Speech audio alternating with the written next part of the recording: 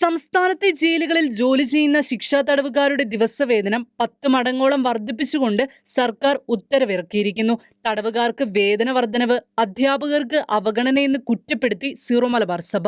Zero Malabar media commission ഫേസ്ബുക്കിൽ പങ്കുവച്ച പോസ്റ്റിലാണ് സർക്കാരിനെതിരെ രൂക്ഷ വിമർശനം ഉന്നയിച്ചിരിക്കുന്നത്.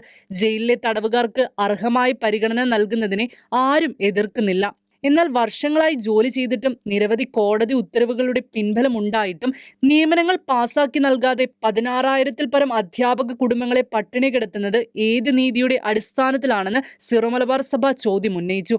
കുറ്റവാളികൾക്ക് നൽകുന്ന കൂലി വർദ്ധിപ്പിക്കുവാൻ കാട്ടുന്ന ശുഷ്കാന്തി നാളത്തെ പൗരന്മാരെ വാർത്തെടുക്കുന്ന അധ്യാപകരുടെ കാര്യത്തിൽ എവിടെ പോയി? അധ്യാപക വൃത്തിയേക്കാൾ വില കുറ്റവാളികൾക്കോ?